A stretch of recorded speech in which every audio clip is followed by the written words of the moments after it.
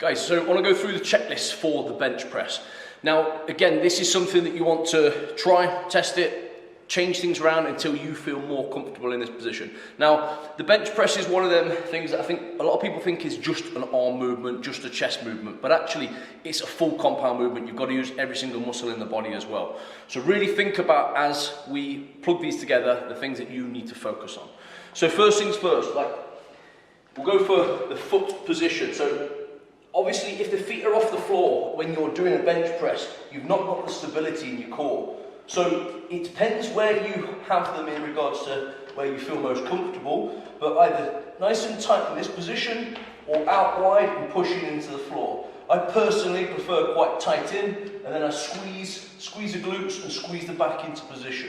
Okay, so first things first is your feet, and then we're going to look at the position of your shoulders. So in a bench press, now the movement obviously is down and back up, okay? But if you can open out your chest and basically act like you're doing a pull down. So if you look at the position of when you're in the bottom of a pull down, your scapulars and your shoulders roll back. Now if you can start in that position, you've got much better position in the chest to start the movement in, as opposed to being in this position scrunched forward.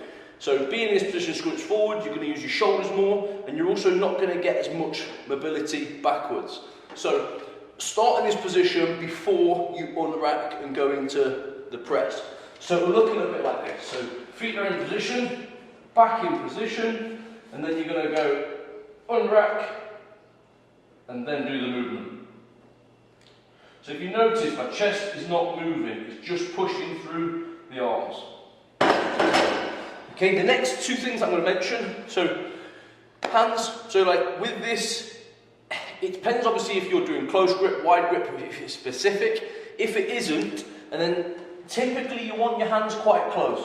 Now, bodybuilders go quite wide, and quite simply that's for development of chest and to get more of a bigger movement in the pectoral. But actually, the position for strength wants to be quite a bit closer in. So just slowly bring your hands in until you feel that you're in a better position. So from there, your elbows want to come down and under as opposed to flaring out. Okay, so this reflects from your hands. So with your hands there, your elbows are going to come under and you're going to bring the bar down to your lower sternum and then back up. So the bar travel will be actually working at an angle as opposed to straight down. So as the bar starts to come down, the elbows come forward, the bar goes forward, down towards the sternum, and then it projects back up above the chest. So first of all, that will feel abnormal, it'll feel different, but just try and think of the line of movement that you're hitting. So as opposed to doing one straight line, bring your elbows under and squeeze down to the bottom part of your sternum, and then push back through. It's a lot more effective position and a lot more effective in regards to the strength side of things.